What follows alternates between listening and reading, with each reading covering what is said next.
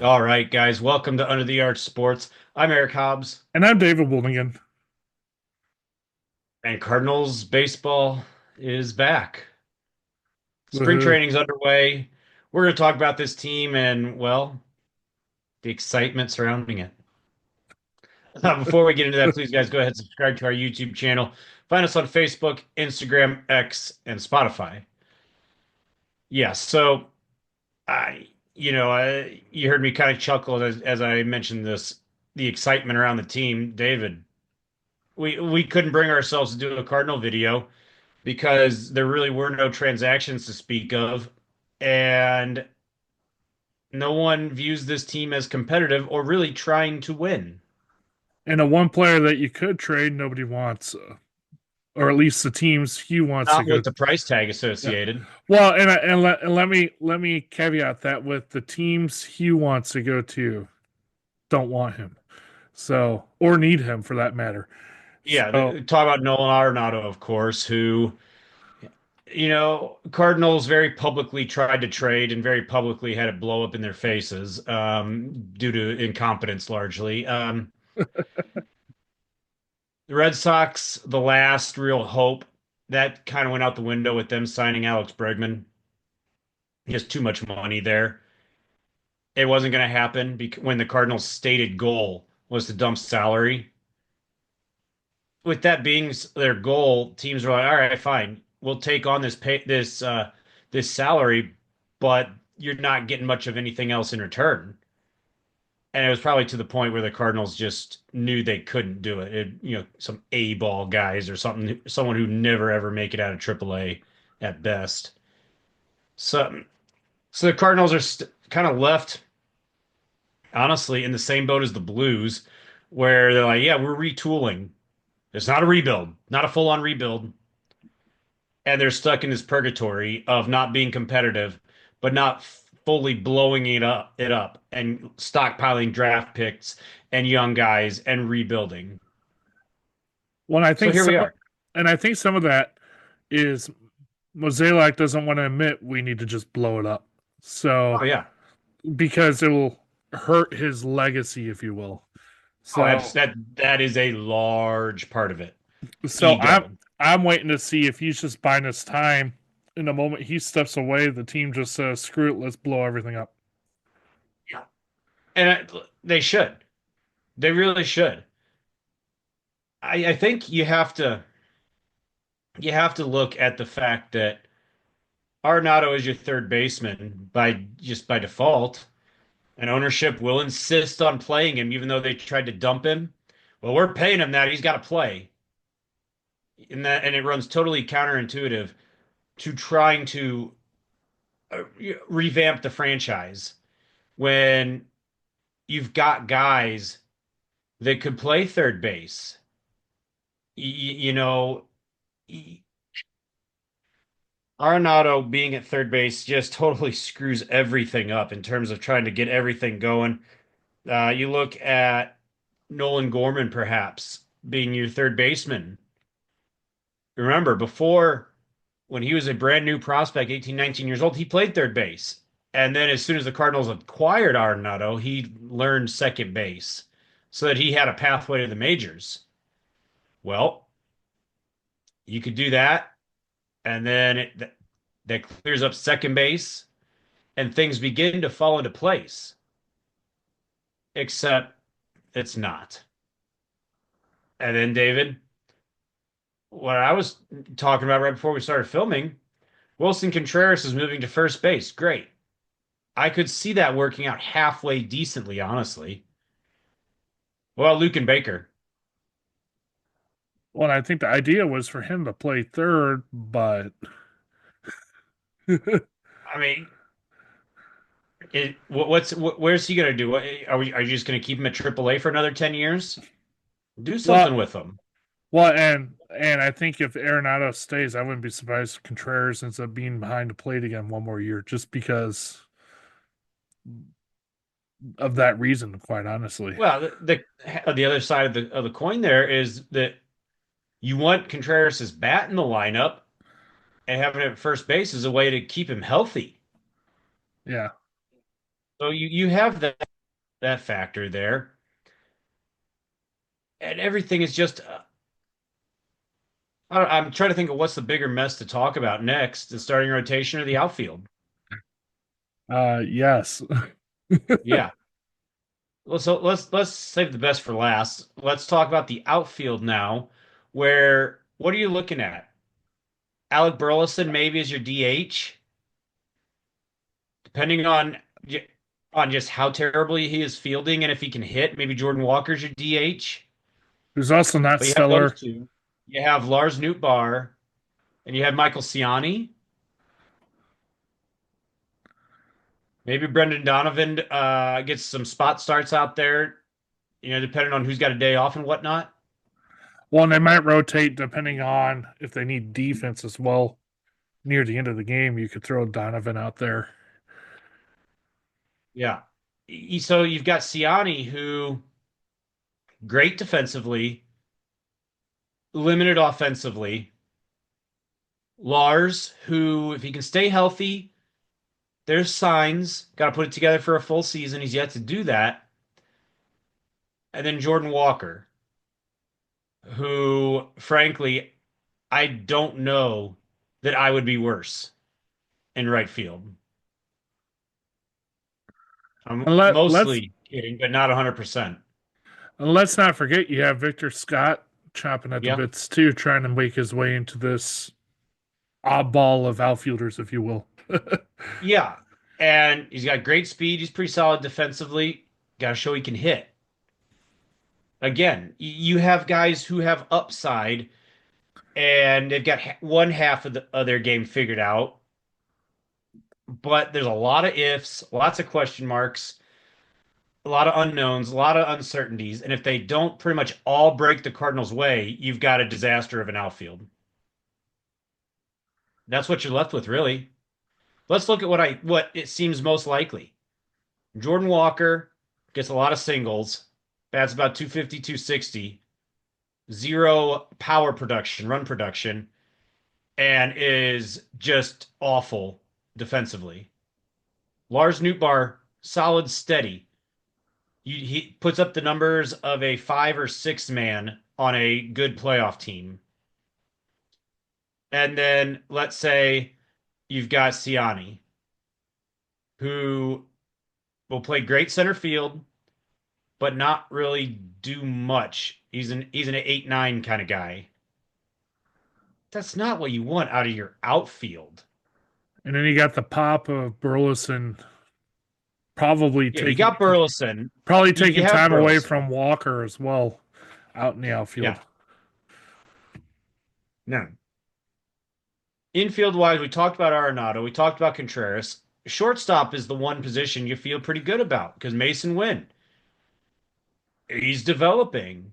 He had a solid rookie campaign.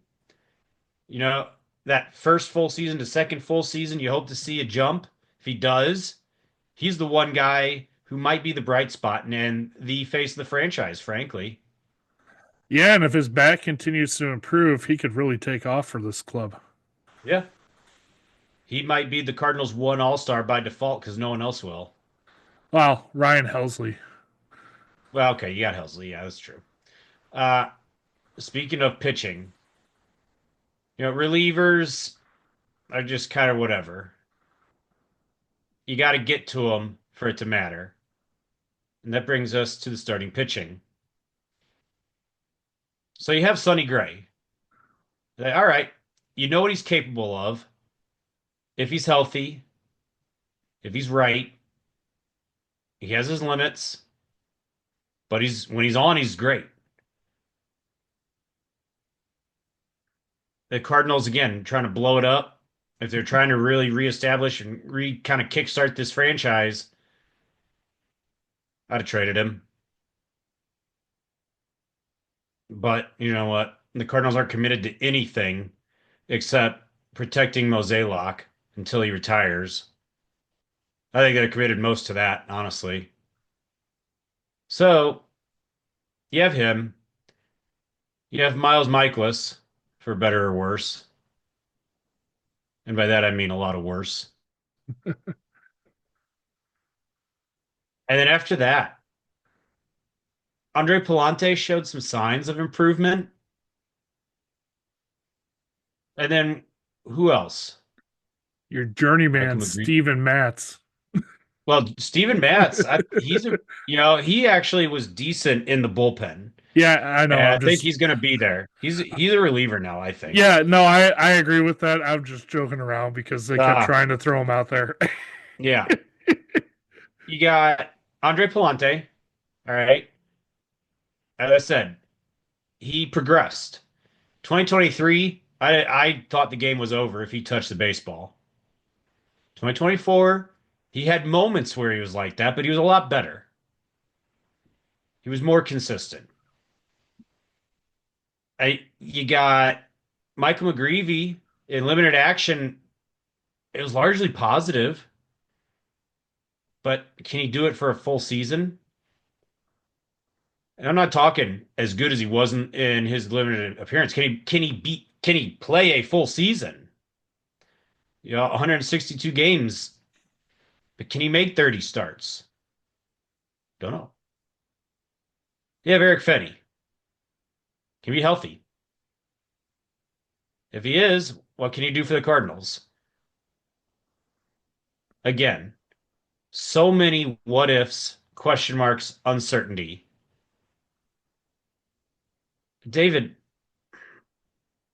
you know what you got with Sonny Gray. After that, what do you do with this rotation? At this point, especially if you want to see what you have with your talent, you got to go with some of those young guys you traded for the last couple of years and give them a shot. Um, Yeah, I mean, quite honestly, I'd love to see like a Drew Rom. yeah. And some of that, Coming off shoulder surgery, what's he like now? Is he ready? and some of that's just because you don't have anybody else and you didn't make any moves over the offseason. So unless you finally are able to trade Arenado for a couple of pitchers or something, you're not going to have anybody anyway. So you might as well just see throw what's there out and see what sticks. Quite honestly, Well, see, that's the nice thing. If Arenado becomes available, say at the trading deadline, the nice thing about trying to work a deal is the Cardinals are not, it's not a situation where we need this. We're set here, we're set there, we're set there. We need this. No, no. Cardinals can trade for anything and reasonably expect to get better true. because they're not good at anything. Now I could be mistaken, but is this his last year on the contract? No, no, I couldn't remember. no, no. Arenado, he got a little while left with the team. I believe 3 years. Yeah, so then they really could, if a team really desperately needed somebody, they could really get a haul as long as he waives his no trade clause, and that's part of the Yeah. problem with moving him right now. Well, and I think if you try to move him at the deadline, if you have a team that, especially if Arenado's performing, you can get a high value for him. I think you move him out no matter what. This team is not winning a World Series. They're not winning a playoff series, even if by some craziness they make a wild card spot, which I don't think they'll be close to. But say they do, are they really going to go out and beat, I don't know, the Phillies, the Dodgers, even the Brewers? No. What? So frankly, knowing that, who cares? And I would argue part of the reason they're struggling to move him at all anyway is because of his production. There was none Okay. last year. Yeah. And I read that there was Mozeliak was quoted maybe today or within the last few days anyway, talking about how one of the things that he was afraid of was a comeback year from Arenado right after trading him. And that's just an approach you can't have. Well, that's the approach. That's something where the disastrous trades of years past has made him gun shy, if that's an honest quote. That's the approach And that that got the Cardinals to the state. Quite honestly, it's you can't do that. You can't be gun shy. You got to stick to your guns and say, you know what? I think this is going to make the team better. And right now, this team is not in a place to compete for anything meaningful. So you are building towards the future by default. Part of that is dumping Arenado. I am convinced. Yeah, and I agree with that, especially if you're restructuring your minor league too, which the club is Yeah. trying to do. So you're whether you're trying to retool or cut salary or anything, you really just need to start fresh with the young guys and go from there. Yeah. I agree entirely. I think Arenado being at third base just throughout the entire farm system just creates a logjam at third base and among power guys. It screws everything up and is going to hamper development throughout the different levels within the franchise. It's silly. It's a lot of silly incompetence that's going on with the Cardinals right now. You saw, gosh, I think on Monday, Passan for ESPN had some notes come out, and he was talking about how executives all over Major League Baseball are just totally miffed at the Cardinals, not knowing what in the heck they're even doing because their entire approach makes no sense. Kind of like the Only caveat, it makes sense if the goal for this year is to avoid embarrassing John Mozeliak. New If York that's your Jets goal, organization. if that's your goal, then everything looks genius. If you're trying to win or retool to build a team that can win in 3 years, then everything they're doing is nonsensical. Well, and here's a question, Eric, Hmm. that I've heard brought up a couple of times. Is this the beginning of maybe the DeWitts looking to possibly sell the team? I understand cutting payroll to maybe make that the team look more attractive in that regard. They've got to be hurting the value of the franchise in some form or fashion by just absolutely killing fan interest. If it- no opening day will be sold out because the Clydesdales, the Cardinals Hall of Famers, the pomp and circumstance, and everything else. After opening day, I don't think there'll be 30,000 fans in any game, especially on a weekday, until the school year's over. And then after that, the weather, other Battlehawks, City SC, all those things are going to be bigger distractions and are going to be much more competitive in terms of trying to earn St. Louis sports fans dollars in terms of time, money, going to games, all that. Well, and that's why I was saying you got a city 5 hours away that looks real inviting right now. And I'm talking Nashville, Yeah. just off population alone and big market value, if you will. So, not just playing the devil's advocate, because I honestly don't think the team would leave St. Louis at all. I think someone would step up and buy them to keep them here. But Yeah. I wonder if that thought process is going through the DeWitt's mind of, hey, maybe this is our opportunity because I saw what happened with the Rams when they moved to LA and how much the value of the team went way up. I could see something like that going on. Where they're trying to just tank the entire franchise and then in 5 years, well, the St. Louis fans have turned on the Cardinals, and we're going to go somewhere where fans will go. I have a hard time believing that Major League Baseball would allow one of like their marquee franchises to move. I can't believe that would happen Well, and I agree because with you. well, I because agree well, with you. the I'm just The throwing it out Cardinals there. fans have demonstrated for generations that when there's a winner or a competitive team, even they support the team as well as anybody in Major League Baseball. That's a known thing. So I don't think that's an issue you got to worry about. I don't think they get away with it. Yeah, I was just throwing it Out out as a and just the conversation. outrage from all of baseball fans. I think it would be Hey, too much. again, throwing it out there as a conversational piece. So Yeah. just because, I mean, it kind of feels like the team is There's in nothing else to talk limbo. about.